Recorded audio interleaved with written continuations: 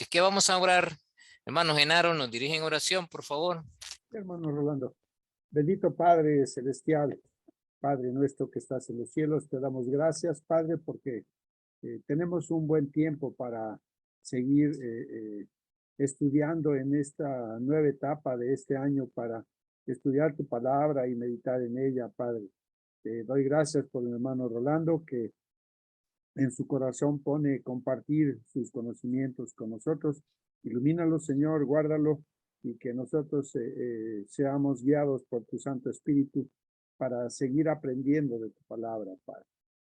Bendice a todos los que estamos conectados para este día y danos inteligencia, Padre, para razonar lo que tenemos que aplicar a nuestra vida y que podamos aprender y compartir con aquellos que te necesitan y que tú hayas escogido de antemano, Padre. Ponnos en el lugar adecuado para honra y gloria a ti. Gracias te damos por este tiempo, en el nombre de tu Hijo Jesucristo. Amén. Amén. Amén y amén. Gracias, hermano Genaro. De nuevo, muy buenas noches para todos. La clase tiene de título El Tribunal de Cristo, premio o exhortación o castigo, ¿verdad? ¿Qué idea tienen? Veamos qué expectativa tienen de la clase. Bueno, profe, yo en lo poquito que conozco de la palabra, me llama la atención mucho acerca de, porque habla también que el tribunal, habla de que, yo he entendido, en mi humilde opinión, que así como Dios es padre, también puede ser juez. Entonces me llama la atención mucho esto del tribunal y sobre... Pues ya lo estuve leyendo, profe, y me interesó Eso. mucho sobre los tribunales. Está tremendo, yo no sabía eso, por eso Sí, yo sí lo voy a está. apuntar. Sí, es un tema que desde que comencé a estudiarlo a mí me fascinó. Sí, Y es un tema que muchos lo desconocen, o sea, el verdadero significado del tribunal, ¿verdad? El tribunal de Cristo. me llama mucho la atención. Qué bien. Gracias. Bien, ¿alguien más su expectativa de la clase? Bueno, yo nada más comentar, ¿verdad? Que estamos viviendo en una sociedad donde se ve a Dios como Santa Claus, ¿verdad? Que Dios es bueno y todo lo que le pedimos nos va a dar, pero es justamente lo que la hermana acaba de comentar. Dios tiene esas dos facetas, la faceta del amor, pero la faceta de la justicia. Y como parte de la justicia, precisamente es donde se puede apreciar este tema del tribunal. Y lógicamente creo que el propósito mío y creo que el de todos aquí es precisamente llegar a un punto de decir, bueno, yo espero que Dios diga, hijo mío, eres aprobado, ¿verdad? Esa es la expectativa. Entonces, si hay algo que yo deba hacer al respecto, pues aquí estamos, ¿verdad? Amén. Amén. Muy bien. Sí, Roberto. Sí, no, pensando en cómo se llama lo del tribunal, ¿verdad? Más que todo, digamos, que Dios es justicia, ¿verdad? Y bueno, ahí, pues en ese tribunal, en ese juicio van a estar los que no han estado bien con el Señor, ¿verdad? Porque los que están bien con Dios, pues yo creo que ahí no van a estar haciendo nada, porque los que tienen que dar cuenta son los otros, pero Dios es tan misericordioso y tan bello, pues que Él permite que aquellas personas digan, ¿por qué? ¿Por qué yo por qué estoy aquí? ¿Por qué voy a ser juzgado? Sí. Entonces, pues ahí se darán cuenta por qué motivo es. Entonces, muy interesante el tema, sí. Ajá. Muy bien. Como ven, hay distintos puntos de vista, ¿verdad? Pues vamos a ver cuál es el enfoque bíblico de este tema. Para ello, quiero iniciar diciendo que en la Biblia encontramos un plan de Dios. El plan inicia después de la caída de Adán. ese plan de restablecer la relación de Dios con el hombre, en algunas teologías se le llama las dispensaciones, ¿verdad? Algunos están de acuerdo, otros no están de acuerdo, pero hubo en esas dispensaciones momentos que Dios estableció pactos. El pacto con Adán, el pacto con Abraham, el pacto con Moisés, y cada uno de ellos, cada pacto tenía un compromiso, un garante. Y también tenía un cumplimiento, ¿verdad? Que realizar. Eh, hay pactos condicionales y hay pactos incondicionales, o sea, hay pactos en los cuales tiene que cumplirse una condición para que el pacto se dé. Y incondicional es aquel pacto que no importa lo que hagamos, siempre Dios cumple su promesa. Hay pactos con cuestiones garantes y otras con cuestiones que no. Desde Adán hasta Cristo se cumplió la perfección, ¿verdad? Cristo cumplió a la perfección todos los compromisos que los hombres no pudieron. Cuando Dios escogió al pueblo de Israel, no lo escogió como un pueblo ya existente, sino que lo fue formando desde los lomos de Abraham. Y aquel pueblo fue naciendo, fueron familias que se fueron desarrollando hasta que llegó a la familia de que todos conocemos, Jacob, ¿verdad? Israel, y se formaron aquellos 12 hijos. De esos 12 hijos, Dios escogió a ese pueblo. Y vino un peregrinaje, pero Dios quiso pulir este pueblo y permitió ciertas cosas que sucedieran, como el hecho de que fueran esclavos durante 400 años en Egipto. Luego él los liberó a través del ministerio de Moisés, y de ahí vino el pacto de establecer la ley, ¿verdad? La ley como el garante, que una vez cumplían la ley, Dios estaba en paz y en tranquilidad con ellos. Y lo que representaba el tabernáculo. El tabernáculo representaba justamente ese espacio donde Dios se presentaba, donde Dios se manifestaba, donde Dios estaba con el pueblo de Israel. Y esa relación con Dios, en la medida que el pueblo cumplía con la ley, que se ofrecían todos los sacrificios, había una relación en paz entre Dios y los hombres. Pero el pueblo de Israel cada vez fue más duro de cerviz, y llegó el momento en el cual el pueblo se rebeló. Ya sabemos que hubo toda una generación que salió de la ciudad de Egipto, murió en el desierto durante esos 40 años, y luego otra generación fue la que entró a la ciudad, a la tierra prometida. Solamente de aquellos que salieron de allá fueron Josué y Caleb, que los únicos que entraron, que eran mayores, ¿verdad? Entraron algunos niños que habían nacido, pero dice ahí Deuteronomio capítulo 19 que no habían conocido el bien y el mal, los niños que habían nacido, o sea, eran tiernitos, ¿verdad? Pequeñitos, y ellos, Dios les permitió entrar a la tierra prometida, y a toda una generación eh, que nació en el desierto.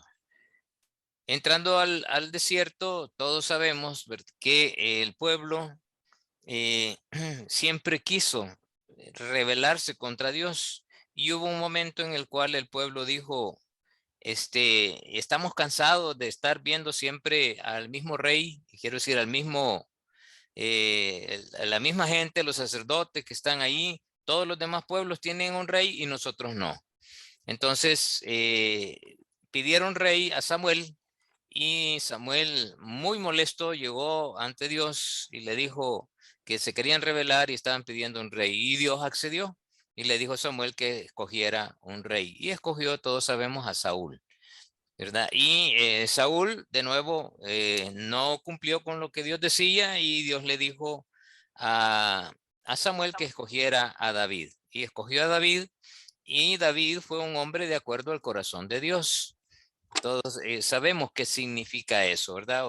Que a pesar de que todas las cosas que hizo David, que fueron algunas de ellas erróneas, o sea, que pecó, siempre arregló las cosas con Dios. Por eso Dios lo calificó como un hombre de acuerdo al corazón de Dios. Él aceptó, se arrepintió y siguió en continua relación con Dios y siempre consideró a Dios como el garante de su reinado. Por eso Dios lo premió y le dijo que su reino jamás iba a desfallecer y que iba a haber un rey que iba a prevalecer durante la eternidad. Y ese fue Cristo. Entonces el pueblo después se dividió y al dividirse se quedaron en el sur solamente la tribu de Judá y la tribu de Benjamín. Las demás otras 10 tribus se fueron al norte y vino la época de los asirios y los asirios conquistaron y destruyeron, invadieron al imperio o la zona del reinado del norte y después vino Nabucodonosor. ¿Cómo permitió eso Dios? Bueno, el pueblo de Israel no había cumplido con la ley, se habían rebelado contra Dios, habían comenzado a adorar a otros dioses y Dios les había anticipado a través de varios profetas que iban a venir 70 años de cautiverio si ellos no se arrepentían.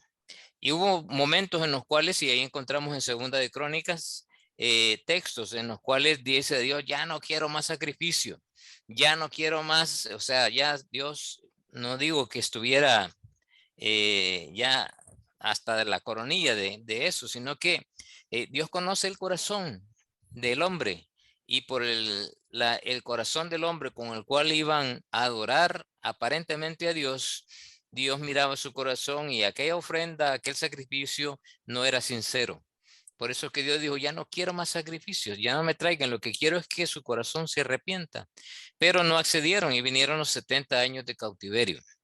Al venir esos 70 años que destruyeron el templo, donde estaba la presencia de Dios, al cumplirse los 70 años, sabemos que el retorno se dividió en 3 etapas. La etapa de Zorobabel, que el propósito de Zorobabel era, con el mandato de Dios, era construir el templo. ¿Por qué? Porque Dios quería restablecer la relación con el pueblo de nuevo y se necesitaba que el templo estuviera construido porque ahí estaba el foco donde Dios se manifestaba. Ya el arca ya no estaba porque desapareció con Nabucodonosor cuando usurpó todas las riquezas del templo y los utensilios y que fueron llevados a Babilonia. Luego después vino el segundo retorno con Esdras. Esdras, siendo un sacerdote, él trajo gente, servidores del templo, sacerdotes, la gente de los levitas, para que oficializaran de nuevo los servicios a Dios, los sacrificios a Dios en el templo, para que el pueblo pudiera restablecer la relación con Dios. Y luego después el tercer retorno vino con Nehemías y el propósito de Nehemías era, una vez levantado el templo, una vez la adoración comenzaba, el pueblo necesitaba protección para que con toda libertad ellos pudieran adorar a Dios y repoblar Jerusalén, porque Jerusalén estaba completamente desierta, porque tenían miedo de los vecinos que les llegaran y les destruían y les atacaran, ¿verdad? Entonces Dios envió o motivó a Nehemías y Nehemías reconstruyó los muros en 52 días, ¿verdad? Eso lo encontramos ahí en el libro de Nehemías. Y una vez restablecido el templo, el servicio y la protección, entonces ya el pueblo judío, y por cierto, a los judíos se les comienza a llamar judíos desde después de los 70 años de cautiverio, porque fueron nada más la tribu de Judá la que llegó a repoblar la ciudad de Jerusalén. Entonces, ahí comienza y termina ese periodo y hay 400 años de silencio de Dios.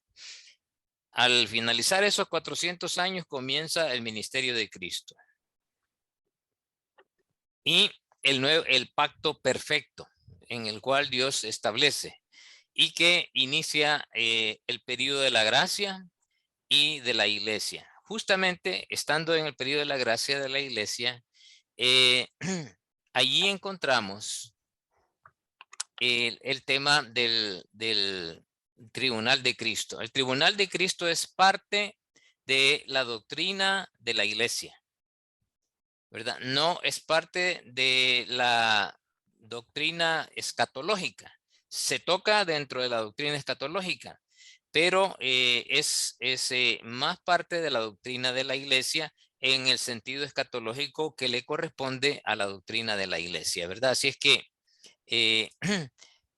tenemos este tema que vamos a desarrollar y es un punto en el que parte de lo que es el contenido de este tema ya se comenzó a dar y el resto se va a realizar de lleno y ya vamos a ir viendo cada una de las preguntas que vamos a ir llenando de acuerdo al material. Pero solamente quería restablecer ese contexto y decir que en la Biblia vamos a encontrar varios juicios, ¿verdad? Varios juicios. Entonces me voy a valer de una presentación para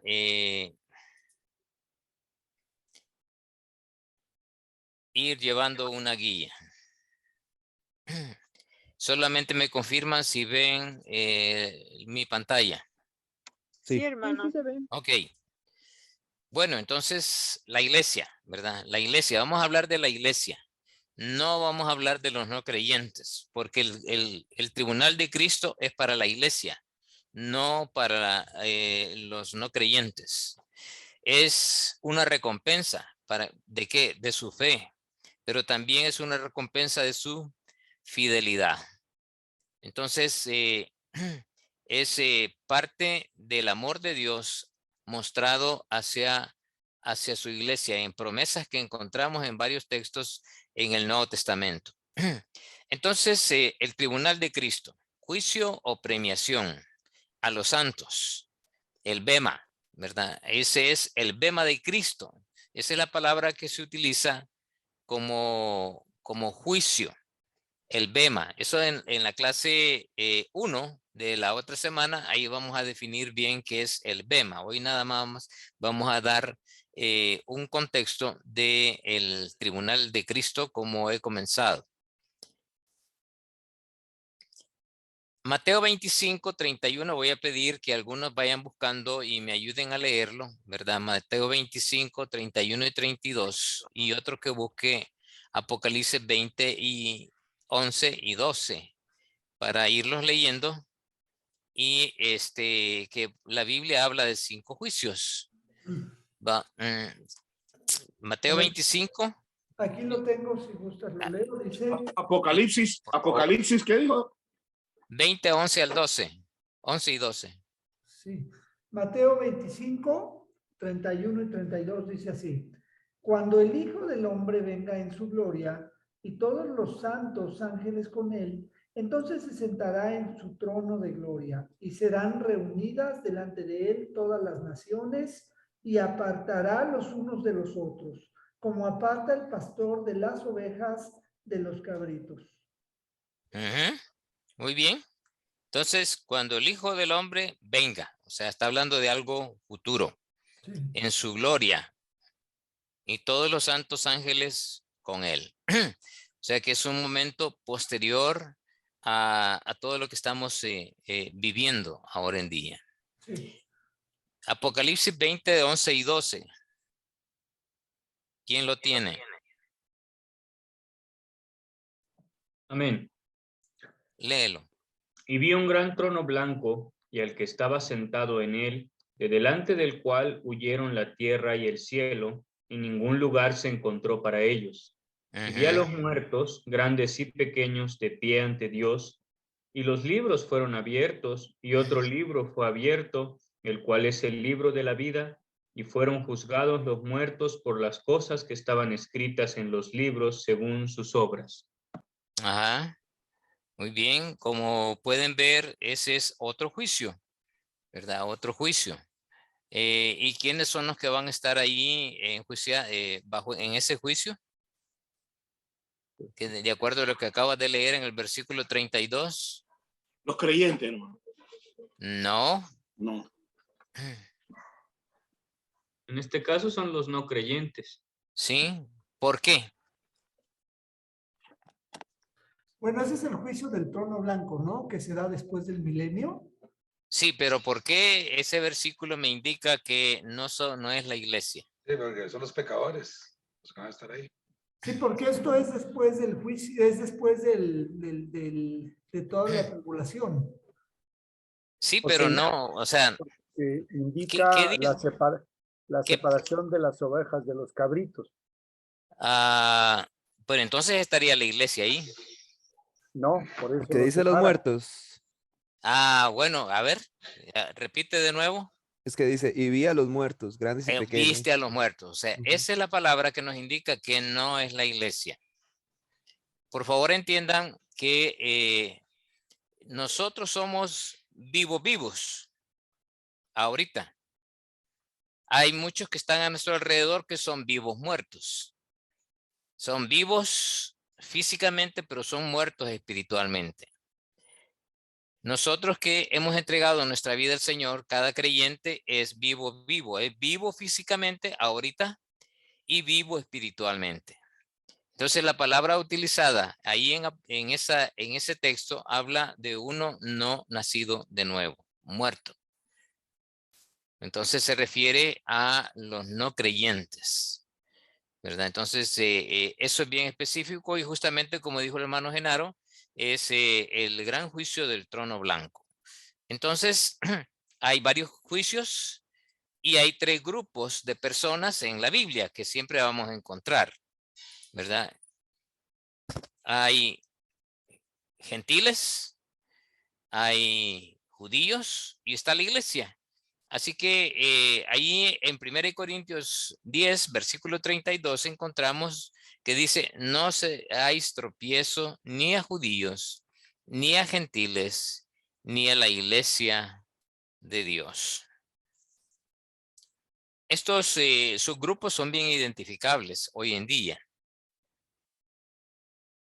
Los judíos, pues son los judíos de la nación de Israel y Israel va a tener su propio juicio porque es el pueblo escogido de Dios. Los gentiles son todos los no judíos que tienen mucho que ver en toda la Biblia, ¿verdad? Desde principio a fin. Y luego la iglesia, que es el propósito último del Nuevo Testamento desde Hechos capítulo 2 en adelante. Entonces, encontramos Perdón, estos 3 hermano, grupos. Sí, dígame. perdón, ¿puedo hacer una pregunta? Sí, dígame. Sí, cuando decimos judíos, nos estamos refiriendo a los judíos antes de Jesucristo, o cómo podemos interpretar, por ejemplo, el judío de hoy, que inclusive pues muchos han creído en Jesucristo. ¿Cómo hacemos la separación? Bien, todo judío es israelita, pero no todos los israelitas son judíos. ¿Ya? Entonces, judío es uno que es parte de la tribu de Judá. A eso se le llama judíos. Parte de la tribu de Judá. Lo que pasa es que nosotros ahora decimos judíos a todos los israelitas, a todos los que viven en Israel. Les decimos judíos. Pero judíos son, en la Biblia, considera a un grupo de los judíos que todos los que son parte de la descendencia de Judá, de la tribu de Judá. Y Ok. Dios tiene bien contado eso. El pueblo de Israel tiene esa característica que llevan su árbol genealógico de edad en edad, de generación en generación, lo llevan. Y inclusive en el libro de Esdras y también en el libro de Nehemías encontramos una lista y dentro de esa lista cada quien iba dando su generación, pero hubo un grupo que no se encontró, dice, descendencia y los tuvieron aparte, ¿verdad? Tuvieron aparte, no los consideraron como parte del pueblo, como los tuvieron como extranjeros y eran justamente extranjeros. ¿Por qué? Porque la costumbre de ellos era siempre llevar sus árboles genealógicos. Esa es parte de su tradición que han tenido y les ha servido pues para cada quien identificar a qué tribu pertenece. Entonces, repito, hermano Genaro, los judíos son los que descienden de la tribu de Judá y todos los judíos son israelitas, pero no todos los israelitas son judíos. ¿De acuerdo? Ok. Pero nosotros Hermano, hacemos un solo tijerazo, ¿verdad? Le llamamos judío a todos los que vienen de Israel. Ajá, ¿alguien iba a hacer otra pregunta? solamente, y en relación a lo que leímos en Mateo, hermano, el juicio de las naciones, ahí se Ajá. refiere a qué, a los creyentes, no. Ya lo vamos a ver, ya lo vamos a ver. Ah, ok. Sí, ya lo vamos a ver. Ya un poquito más adelante, te voy a responder tu pregunta. Muy bien.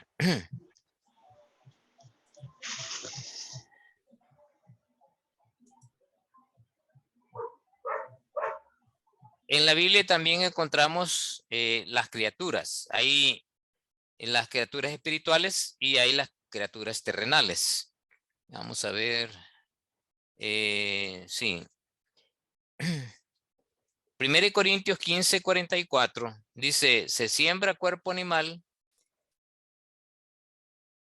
resucitará cuerpo espiritual. Hay cuerpo animal y hay cuerpo espiritual.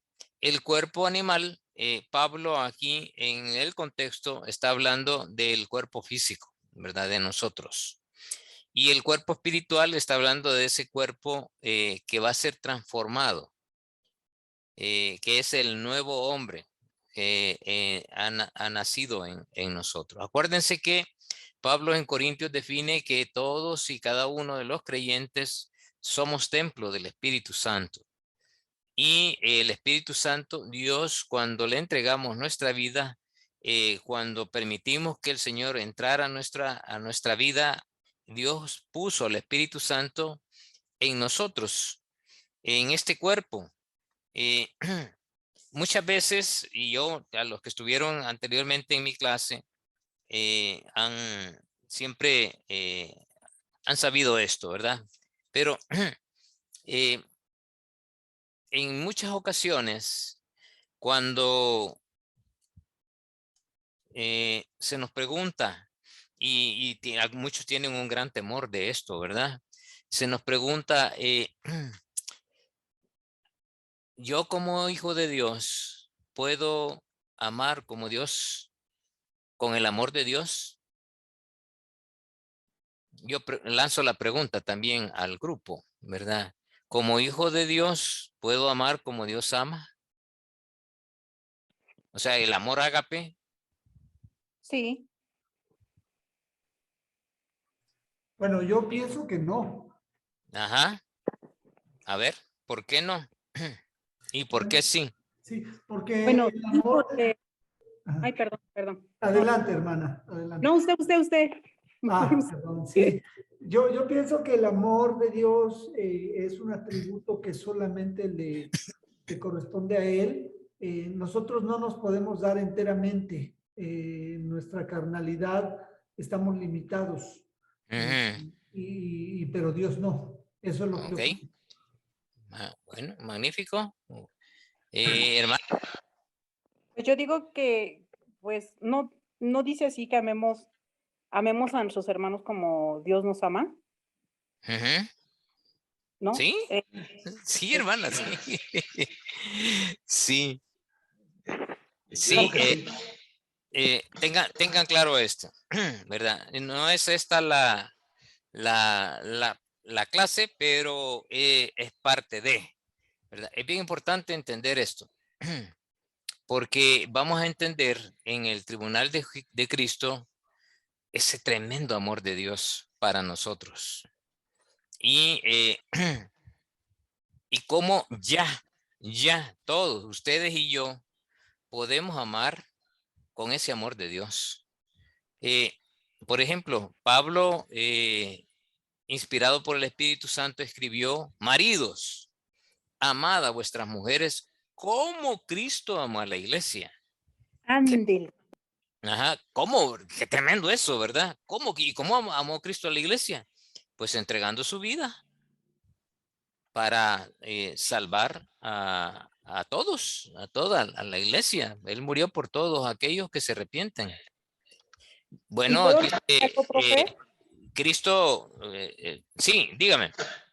Es que me viene a mi mente esto, o sea, cuando decimos, yo te amo, o sea, amo a mi amiga o a mi esposo, pero con ese amor, ese amor que yo, bueno, yo siempre digo, amor humano, ese amor de humano, pues ahorita te amo, pero mañana a lo mejor me vas a caer bien gordo, ¿no? Ajá, En sí, cambio, el amor de Dios es siempre, perdona, exacto. no envidia, Ajá, ¿no? Digo yo, ujú, amo a mi esposo, pero solamente así, no, no es cierto. ujú, Yo, sí, yo digo que sí, pues hermano. yo le voy a decir que, Yo digo que sí. ajá, miren, ¿qué dice Gálatas 5? ¿No? El fruto del Espíritu. Sí, tenemos el Espíritu Santo en nuestro corazón y Pero ¿qué dice? somos hechos Es a amor, imagen y semejanza. es amor, Ah, ¿verdad? Y la palabra es que se usa amor. ahí es ágape, Ah, es Sí, ágape. sí. Cuando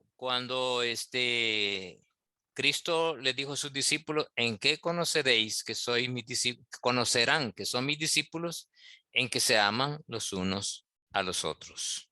Y la palabra utilizada por Cristo es ágape. Cuando dijo: un nuevo mandamiento os doy, que os améis los unos a los otros. Y la palabra utilizada es ágape. Cuando Cristo confrontó a Pedro en Juan 21, versículo 15 en adelante, Cristo le pregunta la primera vez a Pedro y le dice: Pedro, ¿me agapas? Pedro le responde: sí, te fileo. Eso es en el original griego. Luego Cristo le vuelve a preguntar: Pedro, ¿me agapas? Y luego Pedro vuelve a repetirle: sí, Señor, yo te quiero, o yo te fileo, ¿verdad? Y luego Cristo en la tercera vez le cambia el verbo y dice: Pedro, aunque sea me fileas. Y Cristo, quiero decir, Pedro por eso se entristece. No porque él le diga que ya que vaya y ministre o que dé de comer o que haga una cosa diferente, sino porque le cambia el verbo. Y ya le dice: me fileas. Y Pedro le dice: tú lo sabes todo, ¿verdad? Que yo solamente te puedo filiar. Pedro todavía a esa altura no entendía el amor del Señor. Y lo entendió perfectamente bien en Hechos 2, en el aposento alto, ¿verdad? Ahí Pedro entendió. Por eso que encontramos a Pedro en los 4 evangelios, a uno que está allí luchando, ¿verdad? Con creerle a Cristo en todo. Pero lo encontramos en las epístolas de Pedro, un hombre que habla del amor, de la compasión, de aceptarse unos a otros, o sea, es un hombre completamente cambiado. Entonces, podemos afirmar bíblicamente que podemos, sí, porque el fruto del Espíritu es gozo, paz, paciencia, bondad, mansedumbre, templanza, amor, ¿verdad? Y contra tales cosas no hay ley. Ojo, el hermano Genaro dijo algo que en nuestra carnalidad, sí, es justamente esa inclinación al problema del pecado que tenemos, la que nos impide que realmente el espíritu que mora en nosotros se manifieste como manifestarse. Y cuando se manifiesta con todo eso, porque dice que es el fruto, no los frutos, ¿verdad? Así que entendamos bien que lo que bíblicamente ya tenemos, Dios nos ha dado la capacidad de darnos esas cualidades. Cuando ya varias veces he explicado también estos términos y ustedes lo pueden buscar en la Biblia y pueden darse cuenta de eso. Cuando allá Proverbios 1:7 dice, el principio de la sabiduría es el temor de Dios, no el temor a Dios. Y ya varias veces he explicado en mis cursos, y me encanta explicar eso porque mucha gente no entiende esa gran diferencia, ¿verdad? Entre el temor de Dios y el temor a Dios.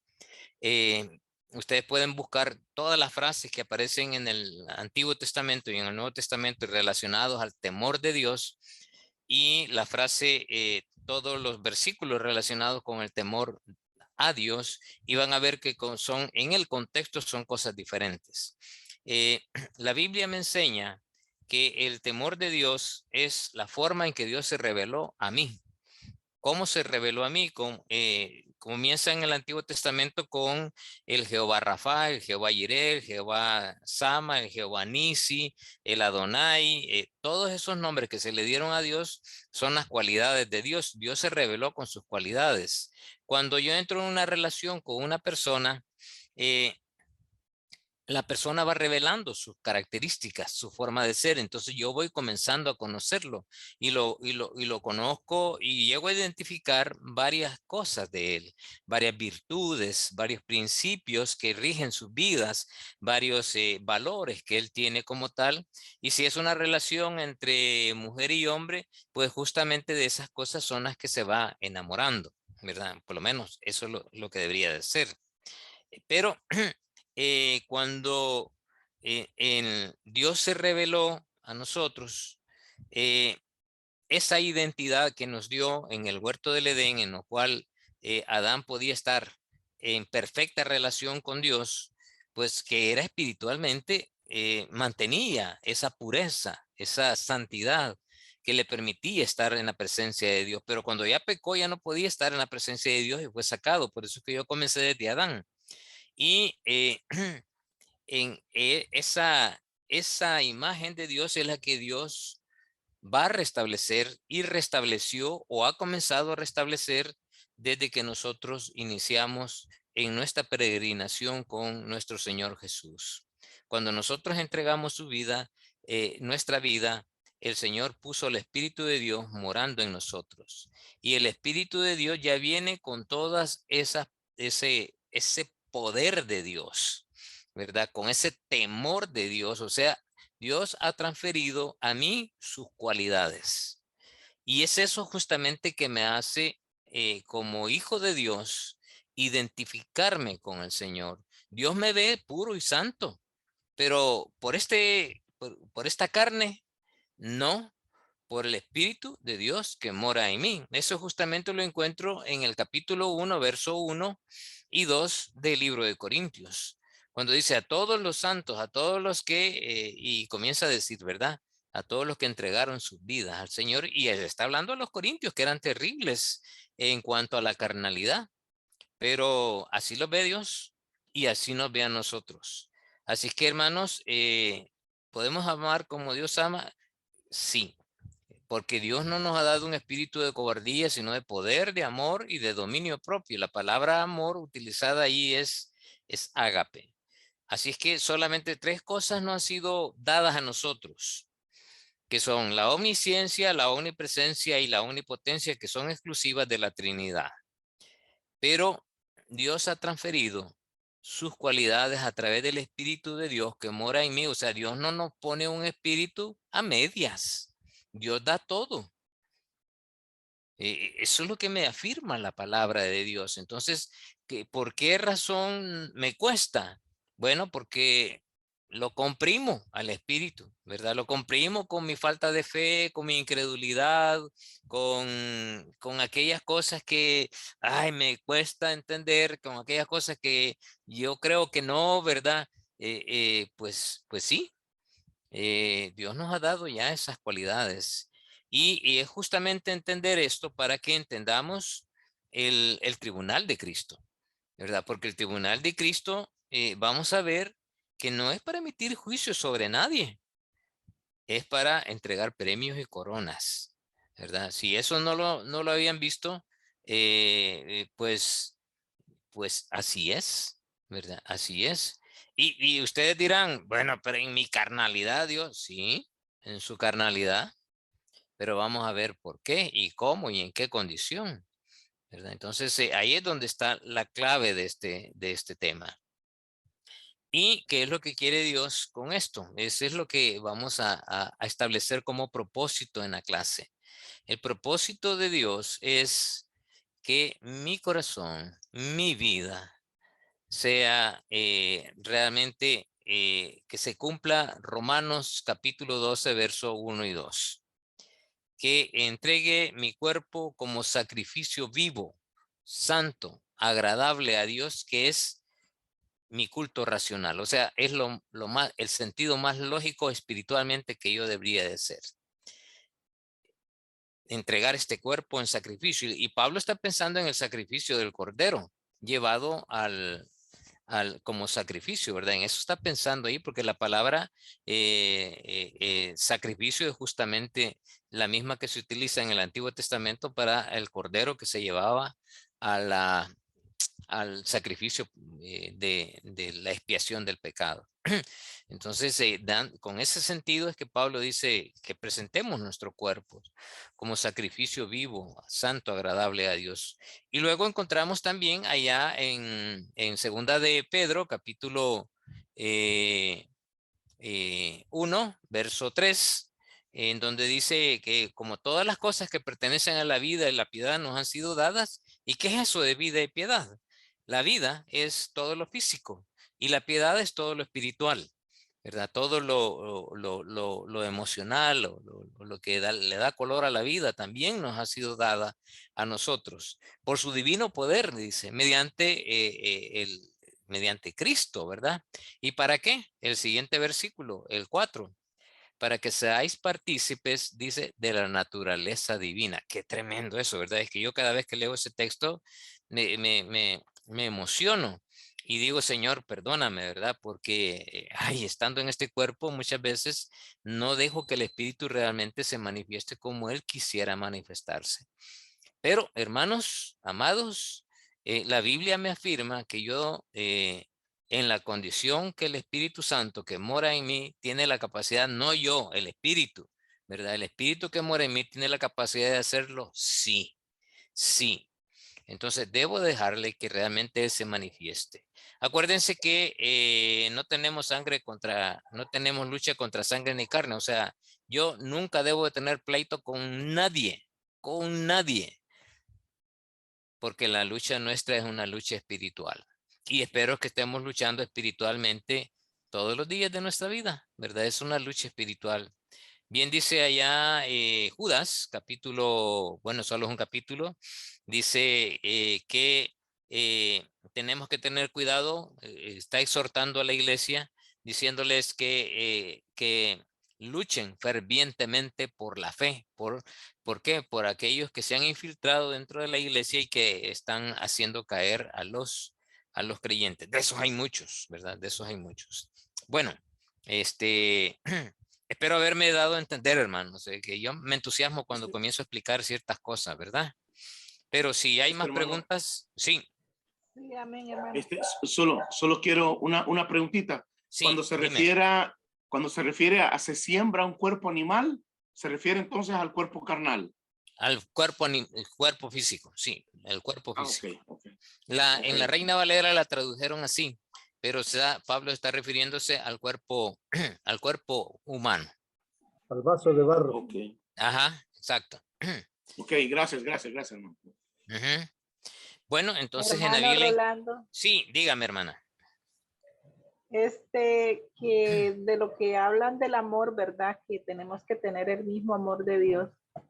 Sí es cierto que cuesta mucho, pero también Dios nos manda de que no, o sea, dice que de qué nos sirve que amemos a nuestros hijos, a las personas que nosotros queremos, si no estamos amando a nuestro prójimo o al enemigo, al que nos trata mal, al que nos ofende. O sea, nosotros debemos amar a esas personas. Es Así es, algo hermana. que cuesta, pero cuando nosotros le oramos al Señor y le pedimos que nos dé ese amor para nuestro prójimo o para aquel que nos ofendió, pues de hecho Dios nos lo va a dar, porque tal vez en el momento uno se resiente y se siente mal, pero también debemos de ir a la presencia del Señor y suplicarle, ¿verdad? Que nos dé ese amor por aquella persona que nos ofendió. Y de hecho Sí, que uno sí lo puede hacer porque sí. uno se siente tan gozoso cuando pasa esto, uno siente aquel gozo de saber de que Dios quitó aquello de uno, aquel resentimiento y que ya uno ama a aquella persona que aún ofendiéndole, pero uno Sí. lo ama. Entonces Sí. yo pienso que sí, el Espíritu Santo de Dios, como usted lo dice, es el que nos da ese dominio propio de amar a las personas aún siendo, bueno, nosotros como cristianos me imagino que todos vivimos orando por personas que ni siquiera conocemos. Y Ajá. ese es el amor de Dios, de que Amén. vivamos pendiente de muchas almas que sabemos que están perdidas y que no tienen a Cristo y el deber de nosotros como hijos de Dios, pues ese es el amor de Dios, de Sí. nosotros vivir orando por ellos. Amén, hermana. Amén. Eh, yo quisiera que razonen bien esto. Eh, si estamos pidiendo a Dios que, que, que nos dé más amor, creo que estamos pidiendo mal. O sea, lo digo con delicadeza eso, ¿verdad? Porque no quiero ofender a nadie, pero lo que sí deberíamos de hacer es orarle al Espíritu Santo, que se manifieste en todo el poder que Él tiene ya dentro de nosotros. El amor de Dios ya está en Él, porque es Dios mismo, el Espíritu Santo. Entonces no es cuestión de pedirle más o menos, sino de dejar que el Espíritu realmente se manifieste en nuestras vidas. Ahí es donde está el punto medular, ¿verdad? Dejar que el Espíritu realmente obre sobrenaturalmente en nuestras vidas. En varias ocasiones, solo pongo un ejemplo y dejo la oportunidad de que puedan participar. Yo tenía un amigo que era homosexual y el nombre real de él era Rafael, pero él se identificaba con el nombre de una mujer, la Virginia. Para identificarse como mujer, hablaba como mujer, ¿verdad? Fingía la voz así finita y todo. Y cada vez que yo me acercaba, ya siendo creyente a él, porque vivía en el barrio donde yo nací y crecí, yo siempre me acercaba a él y le decía, Rafael, háblame normal, ¿verdad? O sea, yo no te estoy incriminando, no, bien sabes que ahora yo soy cristiano y de veras Dios se interesa por ti. Le hablábamos de Cristo y él, cuando hablaba normal, que estaba con nosotros, con mi hermano y conmigo, se deleitaba él platicando con nosotros y hablaba normalmente, se comportaba normalmente. Poco a poco lo fuimos no solamente entendiendo, sino que amando a aquel hombre, ¿verdad? Atrapado en esa maraña del homosexualismo. Yo soy docente universitario y he tenido en mis aulas, en mis diversas clases, también estudiantes que tienen este problema. Y me he sentado con algunos de ellos y les he dicho libremente, miren jóvenes, Dios les ama, pero desprecia tu práctica, ¿verdad? Pero te sigue amando. Ese es justamente el carácter de juicio de Dios, ¿verdad? Dios no avala la práctica de ellos, pero ama a la persona como tal. ¿Por qué? Porque también es una criatura de Dios, que también Cristo murió por ellos, ¿verdad? Entonces, es algo que he aprendido a amar a esta gente como persona, ¿verdad? Como seres humanos, pero no a avalar su práctica. Lo pongo como ejemplo, ¿verdad? No sé si alguien más iba a preguntar algo. Hermano, fíjese que Sí. nosotros hace poco, bueno, estuvimos evangelizando, ¿verdad? Ujú. Y cuando andábamos evangelizando encontré un muchacho así, ¿verdad? Con ese problema. Sí. Entonces, bueno, casi bueno, nadie le hizo caso. Yo me fui detrás de él, ¿verdad? Y comencé a platicar con él. Al principio, tal vez un poquito así como medio arisco, Ujú. así como medio reservado.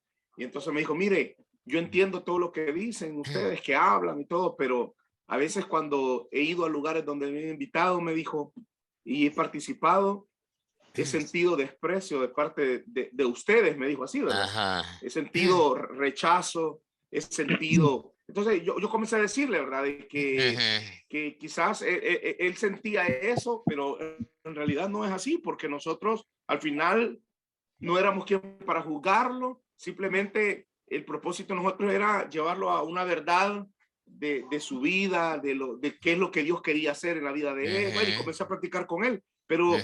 de ahí reflexionando en eso, pienso que tiene mucho que ver porque a veces es bueno que entendamos que nosotros no estamos para juzgar a la gente por su Amén. condición, sino para Amén. hablarles del amor de Dios, ¿verdad? Hablarles del Ujú. amor de Dios, que Ujú. eso que es lo que nos compete a nosotros, ¿verdad? Hablar del amor de Sí. Dios, ¿verdad?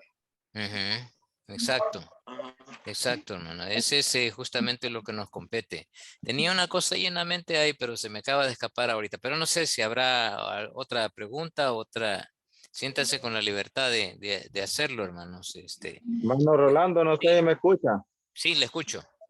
Ahora hermano Carlos Flores, Sí, de la Carlitos. Iglesia Bautista Mahahual. Ah, bueno. Fíjese, hermano, bueno, quizás yo lo que quiero decir, pues me da gusto estar en esta clase. Ujú. Siempre me ha gustado, pues, lo que es, en la clase, lo que es el Tribunal de Cristo y lo Ajá. que es Trono Blanco. La situación es porque yo he visto, pues, en muchas iglesias, pues, donde confunden, el Tribunal de Cristo con el Trono Blanco. Ah. Entonces, he escuchado, pues, pastores que predican, empiezan con el Trono Blanco y empiezan, a aplicarlo a la iglesia. Ah. Entonces, Ajá. eh, y bueno, y nosotros como Iglesia Bautista, pues, conocemos, pues, de que el Tribunal de Cristo, pero nosotros hacemos la identificación, va, Tribunal de Cristo para los cristianos y Trono Blanco para los impíos, Los para impíos. la, este, Los no luego, creyentes. se ve esa situación, ¿verdad? Entonces, Ajá.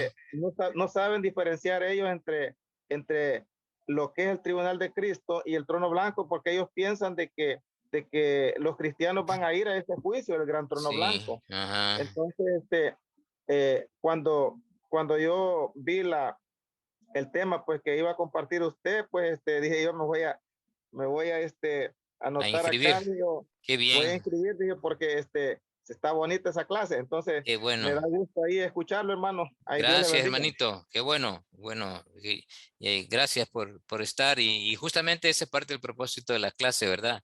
Desmembrar y sacar a luz exactamente lo que la Biblia dice en cuanto al tribunal de Cristo. Exacto.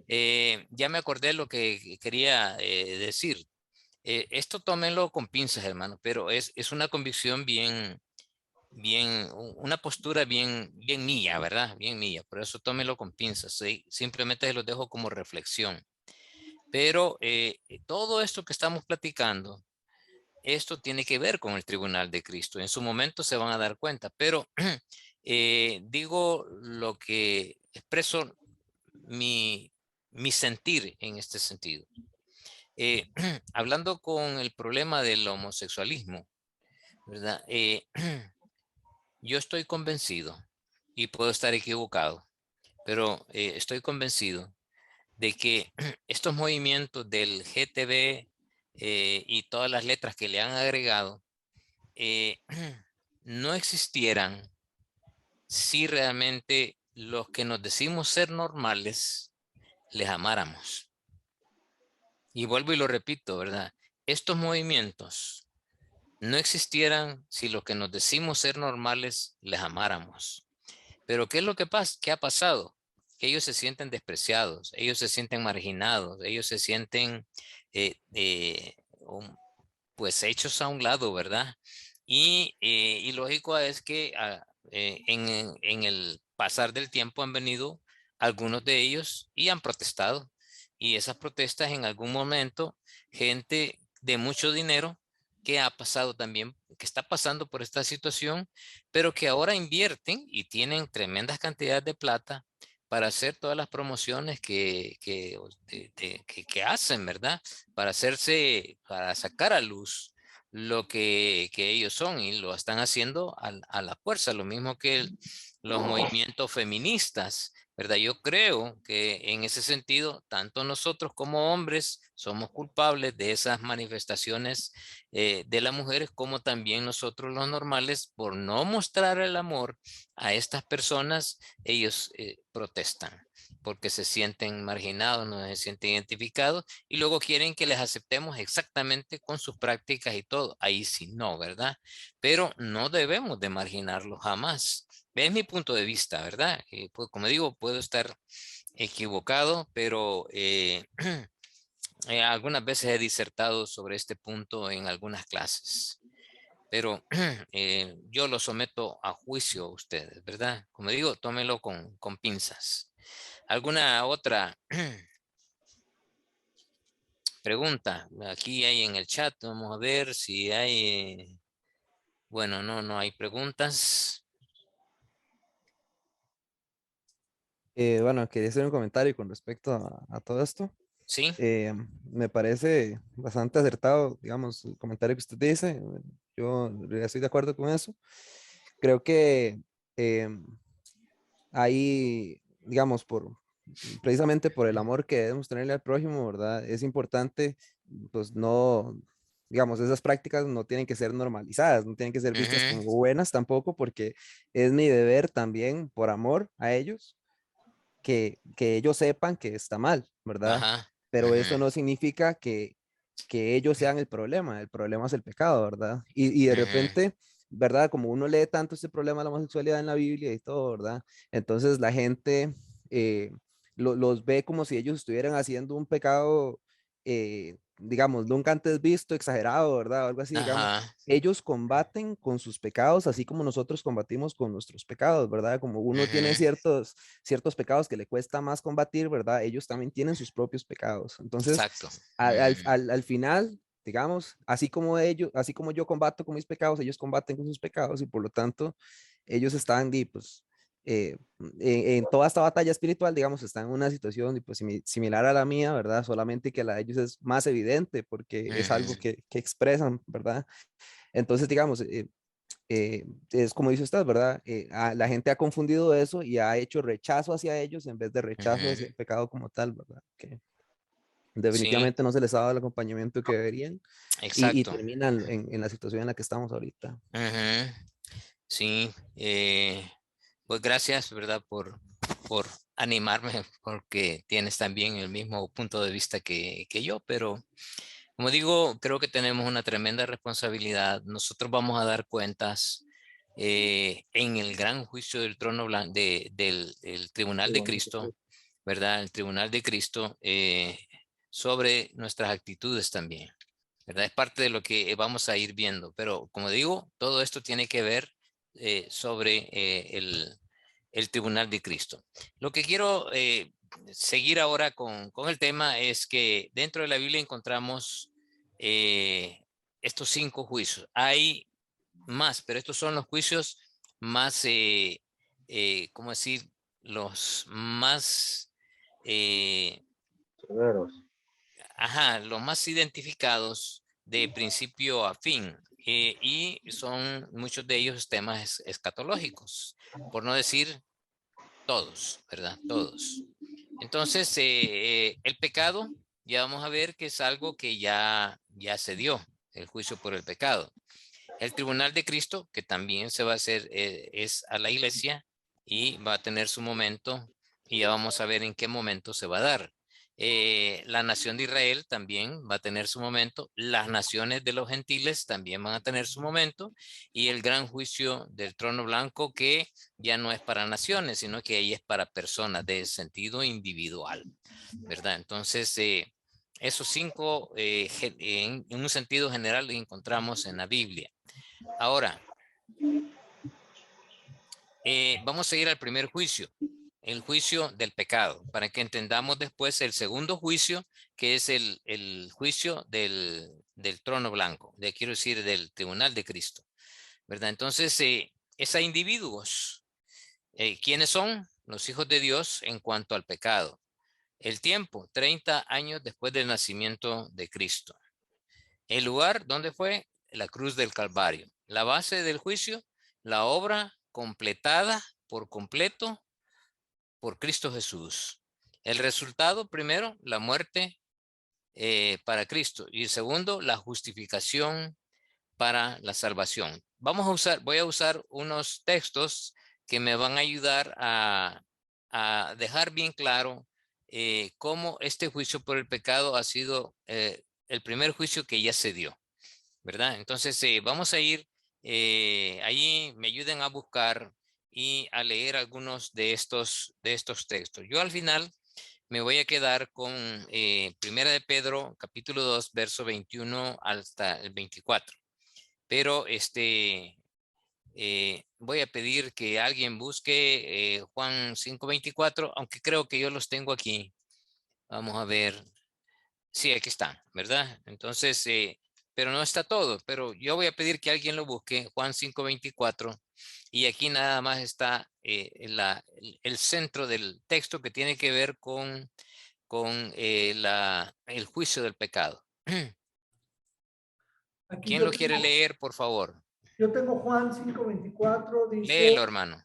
sí, gracias, dice, de cierto os digo, el que oye mi palabra y crea al que me envió, tiene vida eterna y no vendrá a condenación, mas ha pasado de muerte a vida. ¿Ok?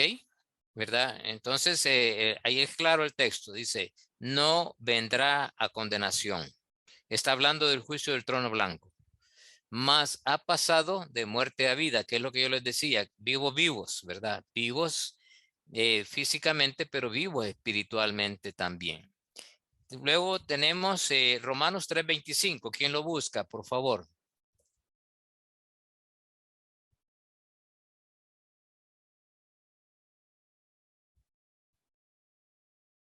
¿Lo puedo leer, hermano? Sí, hermano, léalo, por favor. A quien Dios puso como propiciación por medio de la fe en su sangre, para manifestar su justicia a causa de haber pasado por alto en su paciencia los pecados pasados. Ok. Entonces ahí, claro, el versículo de que Pablo nos dejó, dice, haber pasado por alto en su paciencia los pecados pasados. O sea, Dios hizo borrón y cuenta nueva, ¿verdad? Eso quiere decir de que todos los pecados pasados fueron perdonados, pero vamos a rendir cuenta del momento en que nosotros nacimos espiritualmente hasta el momento que somos llevados a la presencia del Señor. Esos actos, actitudes y todo eso, allí en el trono, el juicio del tribunal de Cristo, tiene que ver con este juicio, ¿verdad? Justamente ese periodo el que Dios va a rendir cuentas. También encontramos 10 en Romanos 10 del 3 al 4. Voy a pedir que alguien lo busque y que lo lea. Romanos 10, Amén, 3 hermano. y 4. Léelo. Amén. Amén. Dice, porque ignorando la justicia de Dios y procurando establecer la suya propia, no se han sujetado a la justicia de Dios, porque el fin de la ley es Cristo para la justicia a todo aquel que cree. ¿Ok? La justicia, o sea, la justicia de Dios se ha manifestado a través de Cristo en nosotros. ¿Cómo? Hemos sido justificados, hemos sido perdonados, hemos sido liberados de la esclavitud del pecado. Y por eso es que mora el Espíritu Santo en nosotros. Si no, no pudiera estar el Espíritu en nosotros. ¿Tenemos problemas con el pecado? Sí. Pero Dios ha puesto las arras del Espíritu en nuestras vidas, en este cuerpo, para guardarnos, para protegernos, para que nosotros tengamos esa oportunidad de estar en una armonía con el Señor. Eso es lo que Dios quiere y por eso el sacrificio de Cristo, ¿verdad? Entonces el fin de la ley es Cristo. Por eso es que Cristo dijo, yo no he venido a abrogar la ley, he venido a cumplirla. Y Él la cumplió a la perfección. Entonces no necesitamos cumplirla porque ya Cristo la cumplió. Y esa es parte de la justicia de Dios. ¿A quiénes? A todos aquellos que creen en Él. Ahora, 2 Corintios 5:21. ¿Quién lo lee, por favor? Dice, al que no conoció pecado, por nosotros lo hizo pecado, para que nosotros fuésemos hechos justicia de Dios en él. ¿Ok? Al que no conoció pecado, Cristo, ¿verdad? Por nosotros fue hecho pecado, para que la justicia de Dios se manifieste por medio de Cristo. O sea, el pecado fue crucificado juntamente con Cristo en la cruz. Ahí quedó el pecado, ahí venció el pecado, ahí él venció la muerte. Y Dios nos dio vida a través de la resurrección de nuestro Señor Jesús y en el sacrificio de Él. Por eso que dice allá en el libro de Hebreos, en el capítulo 4 o 5, que dice que Cristo aprendió la obediencia, ¿verdad? Y sujetándose al Señor.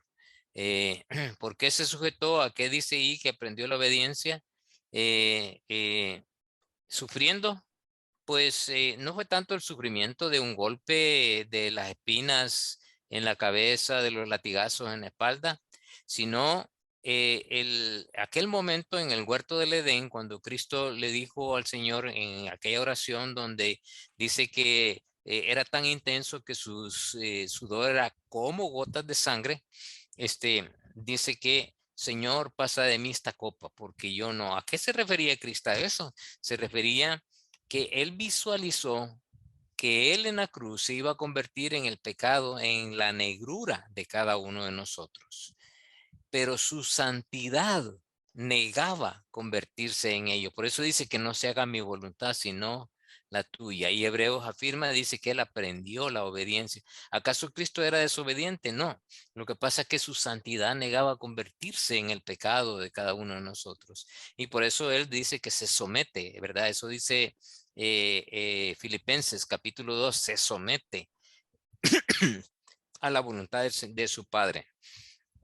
Y en esa obediencia Dios lo vindica, ¿verdad? Y hace que todo lo que el hombre no pudo hacer, Cristo sí lo cumplió a la perfección. Y por eso hemos sido justificados. Qué tremendo, ¿verdad? Una tremenda bendición. Cada vez que leo estos versículos, mi fe se llena de confirmación. Sí, hermano.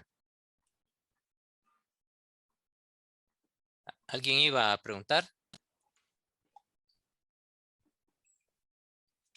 Bien, tenemos Gálatas 2. Alguien que lea, por favor, Gálatas 2, 20 y 21.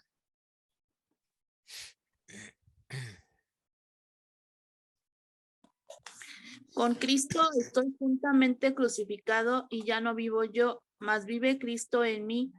Y lo que ahora vivo en la carne, lo vivo en la fe del Hijo de Dios, el cual me amó y se entregó a sí mismo por mí. No ¿Ok? desechó, Sí, el 21 siga. también, no El desechó 21, sí. la gracia de Dios, pues si por la ley fuese la justicia, entonces por demás murió Cristo. Exacto. Miren, hermanos, este versículo es poderoso, ¿verdad? Dice, con Cristo estoy juntamente crucificado. ¿Quién? Mi cuerpo, ¿verdad? El pecado está ahí.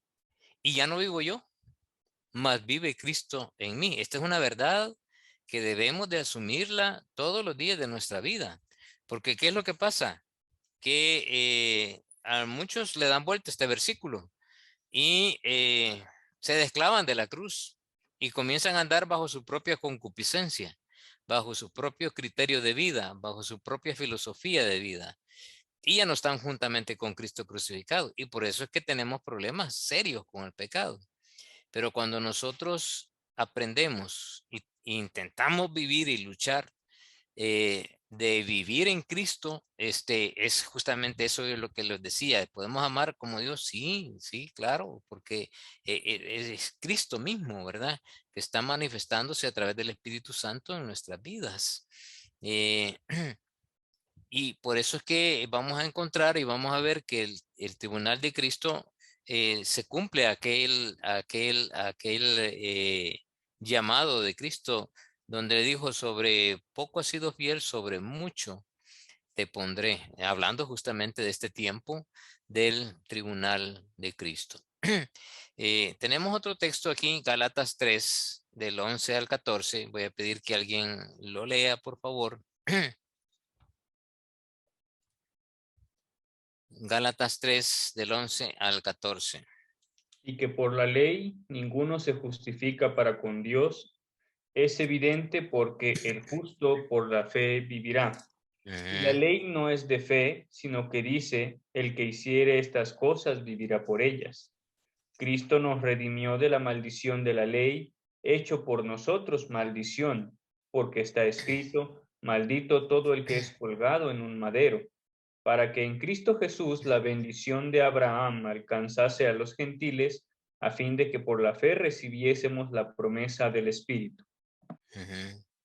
Muy bien, así que por la fe recibiéremos la promesa del Espíritu.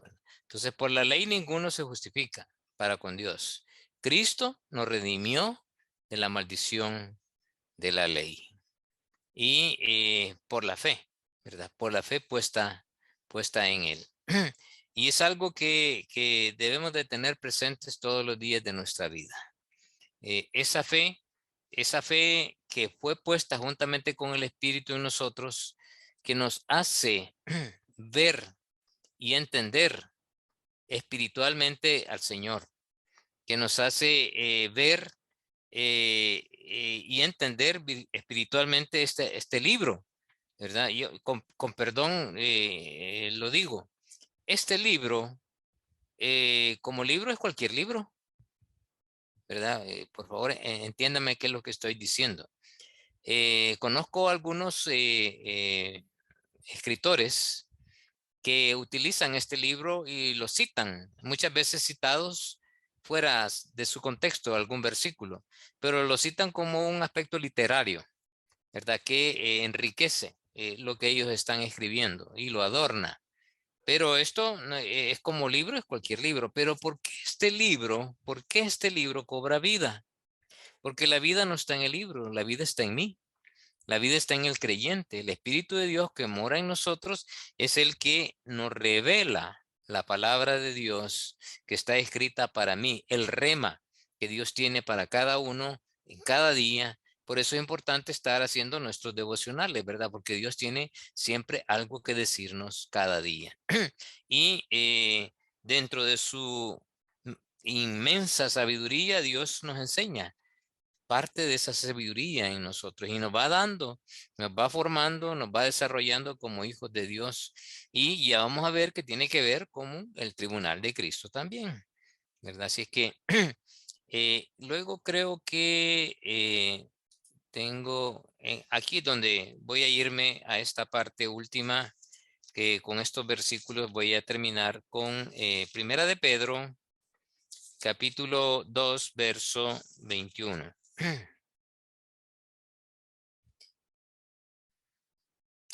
Y dice: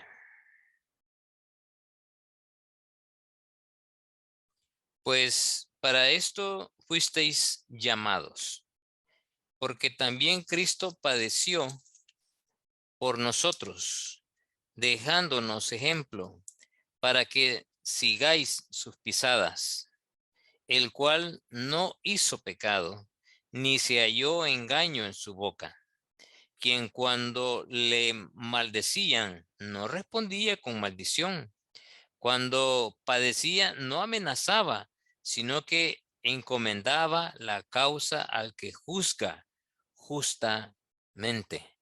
Al que juzga justamente, a su Padre, quien llevó él mismo nuestros pecados en su cuerpo sobre el madero, para que nosotros, estando muertos a los pecados, vivamos a la justicia, y por cuya herida fuisteis sanados.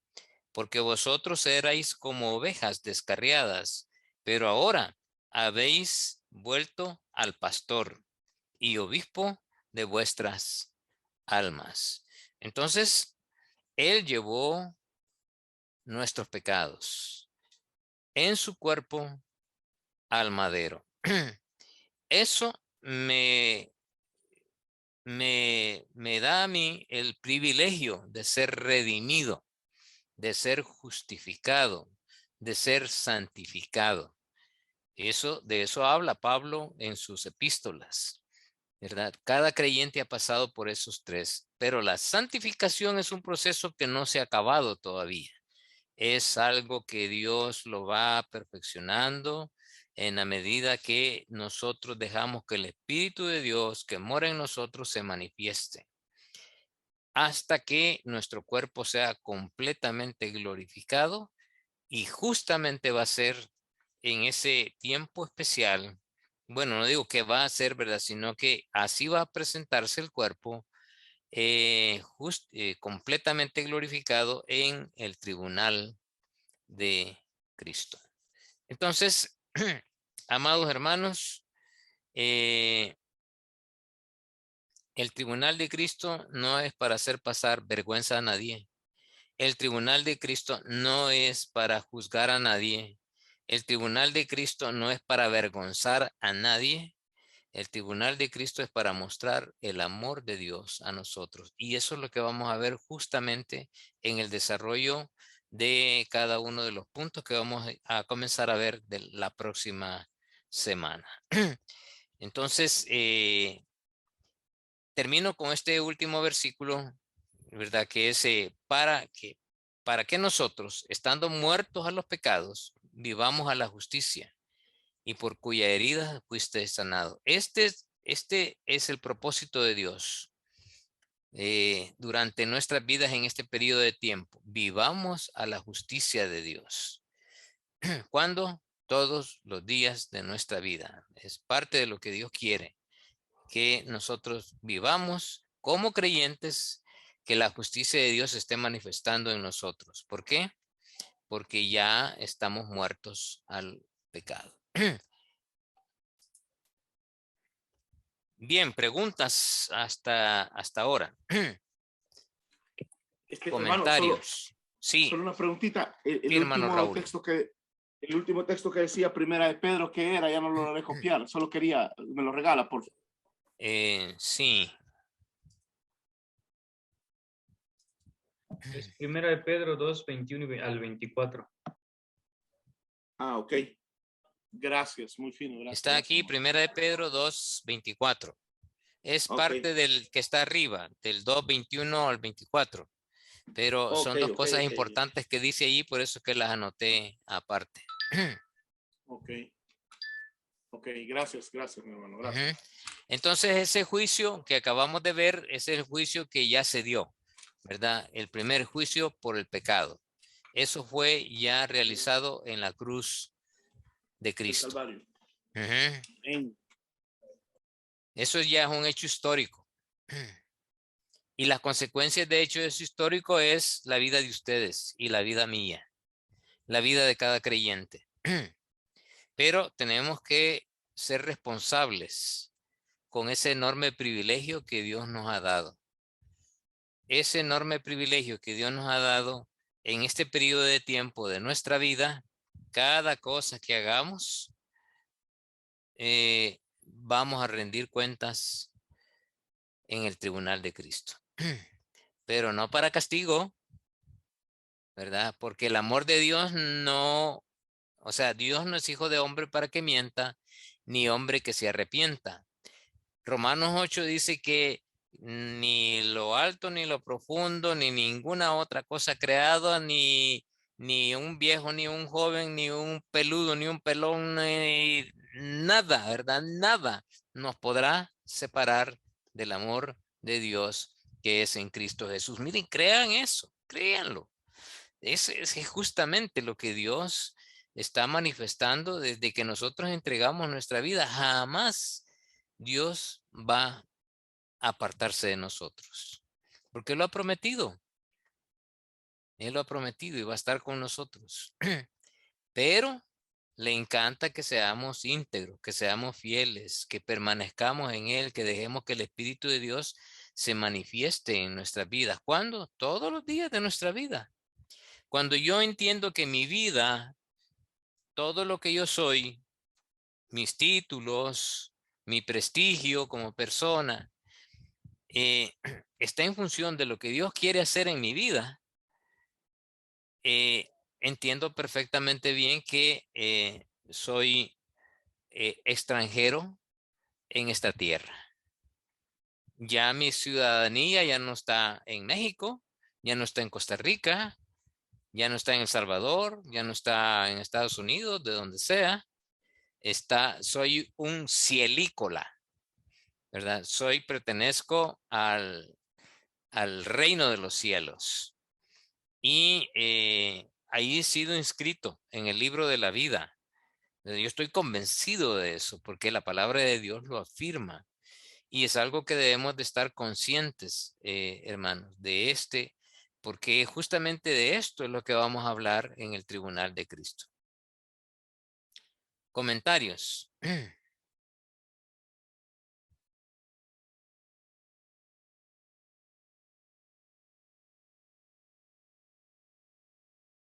Preguntas.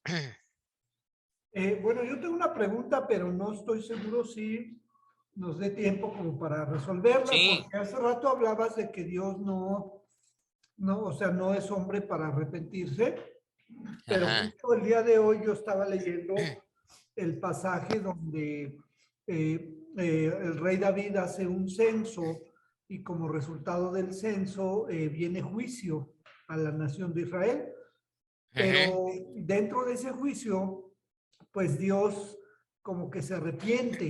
No sé si se usa esa palabra, pero se arrepiente de lo que le está pasando al pueblo y entonces a través de un sacrificio es como se detiene la espada del juicio. Pero ahora que mencionas el versículo de que Dios no se arrepiente, debe haber como una explicación, pero yo no la entiendo. A ver si tú tenías... Sí, hermano Francisco, sí. Reina Valera tradujo la palabra en hebreo utilizada ahí como arrepentimiento. Se utiliza en varios textos de la Biblia que nosotros generalmente leemos, ¿verdad? La Biblia de las Américas utiliza una palabra diferente. Por ejemplo, aparece en Jonás, que dice que Dios se arrepintió y Jonás le repite, tú eres un Dios que se arrepiente del mal, ¿verdad? ¿Acaso Dios se arrepiente? O sea, como decir, Dios se equivoca. Pero no es el sentido de que Dios se equivoca o que se arrepiente de un juicio que ha dicho que iba a hacer y ya no lo va a hacer. En Dios no hay equivocación, jamás. El juicio de Dios es puro y santo. Y el sentido de arrepentimiento no es la idea que nosotros concebimos de arrepentirse, sino está hablando de algo en lo cual Dios muestra su amor y que lo cambia su amor por el juicio que había dicho que iba a hacer. No es ese juicio porque Dios ve que el hombre ha cambiado en el interior de su corazón. Casi todas las veces donde se muestra esa palabra es justamente el cambio del amor de Dios, aunque la justicia es parte del amor de Dios, ¿verdad? Pero el amor de Dios lo cambia por compasión. el amor de Dios, de esa justicia de castigo lo cambia por redención, lo cambian por perdón. Entonces no es la idea que nosotros concebimos de arrepentimiento, ¿verdad? Me arrepiento de todos los males que he hecho, que pues hice mal, ¿verdad? Y no fue de esa manera. No es esa la idea de que nos deja la palabra en hebreo. No recuerdo exactamente cuál es, pero prometo buscártela y enviarte la palabra y el significado de esta palabra en el hebreo. Ay, muchas gracias, hermano. Sí. Te lo agradezco. Y gracias por aclarar. Sí, te va a ayudar mucho a ver eso, ¿verdad? Y qué bueno que sos muy sincero en decirlo. Me alegro. Gracias. Muy bien. Ahora otra comentario, pregunta. Sí, hermano, Hermana Sandra, sí. Lo que puedo ver yo es que Dios ve el arrepentimiento de la persona y Él tiene misericordia de ellos. Entonces, no es que Él se arrepienta, sino que Él tiene misericordia por el arrepentimiento de la persona. Y es cuando el Señor pues ya no va a hacer lo que... Es como cuando ahorita que las personas están sin Cristo. Entonces, de hecho, pues uno dice, esa persona si no tiene a Cristo, pues va para el infierno, porque lo dice la palabra de Dios, ¿verdad? No lo digo yo. Pero si esa persona se arrepiente, pues no va a ir al infierno, sino que va a ir a la presencia del Señor. Entonces, de esa manera, pues es donde Dios tiene esa gran misericordia cuando ve que la persona se arrepiente. Así es, hermana. En la clase anterior estuvimos enseñando sobre el libro de Salmos y pasé un video voy a pasar este video de nuevo. Esta canción, este cántico, es uno de los, es mi himno favorito, ¿verdad? Yo me conmuevo cada vez que oigo esta alabanza. Fueron de las primeras alabanzas que yo canté recién convertido en mi iglesia. Y por el contenido de esta alabanza, ¿verdad? El que escribió este himno, es un himno muy antiguo, de veras que Dios lo movió a expresar cosas que nos cuesta entender, ¿verdad? De lo que es justamente el amor de Dios. Así que déjenme ponerlo listo para que lo oigamos y vamos a terminar con esto la clase. Bellísimo es.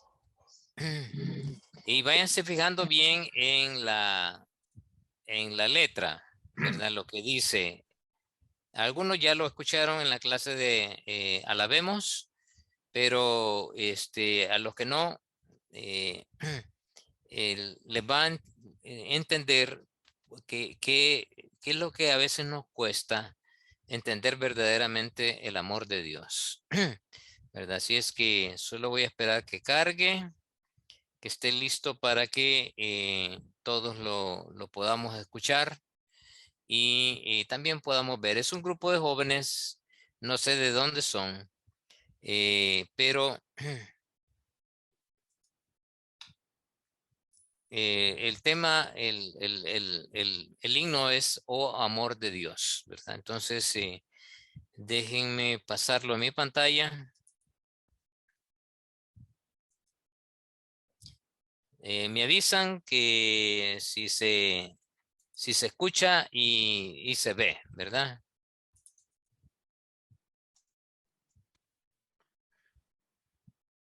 ¿Están viendo la pantalla, hermanos? ¿Lo están viendo? Hermano. Sí, claro. Ok, me avisan si se escucha. ¿Se escucha? Sí, se escucha, claro. Vale, ok.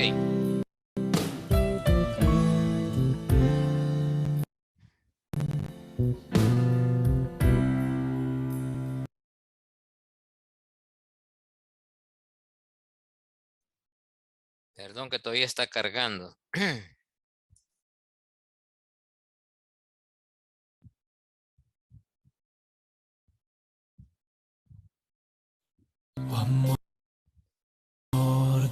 Lo voy a retroceder.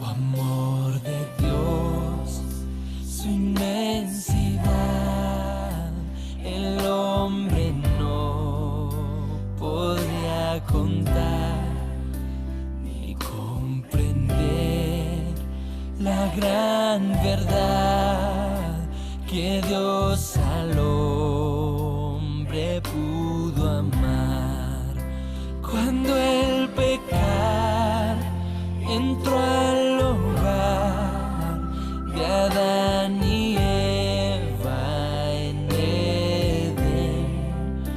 Dios les sacó, mas prometió un Salvador también. Oh, amor de Dios brotando está, inmensurable, eterna, por las edades durará, inagotable, raudal. Si fuera tinta todo el mar y todo el cielo un gran papel, y cada hombre un escritor, y cada hoja un pincel, nunca podrían describir el gran amor de Dios que al hombre pudo redimir de su pecado atroz. Oh, amor de Dios brotando está, inmensurable, eterna, por las edades durará, inagotable, raudal. Y cuando el tiempo pasará con cada reino mundanal, y cada reino caerá con cada trama y plan carnal. El gran amor del Redentor por siempre durará. La gran canción de salvación su pueblo cantará. Oh, amor de Dios brotando está, inmensurable, eterna, por las edades durará, inagotable.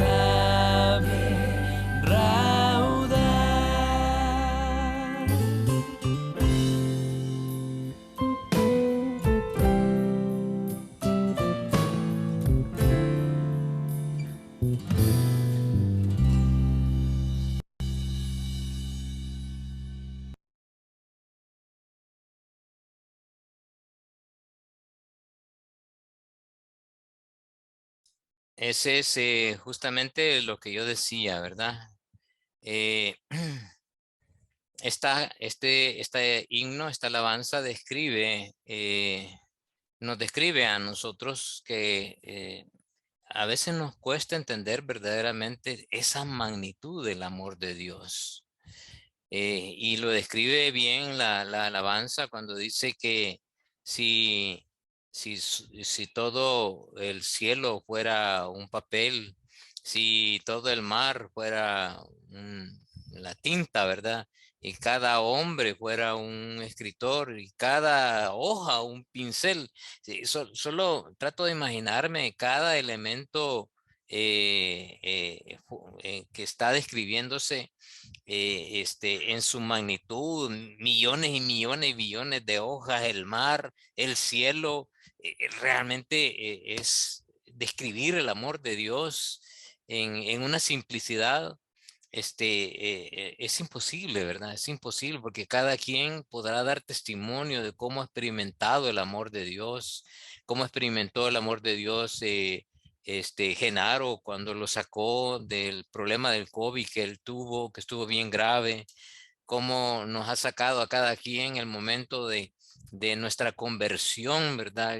Tan especial que fue para algunos y para otros también, momentos en los cuales no solamente en difíciles que hemos pasado, sino momentos de gozo, ¿verdad? De manifestación de Dios en nuestras vidas.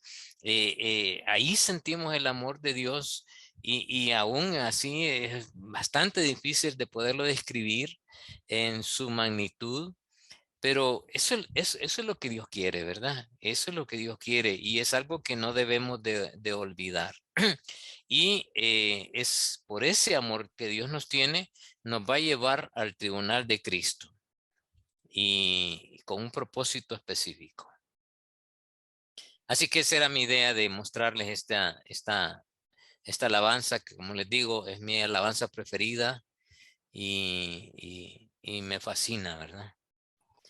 Bueno, no Hermano, sé, sigue.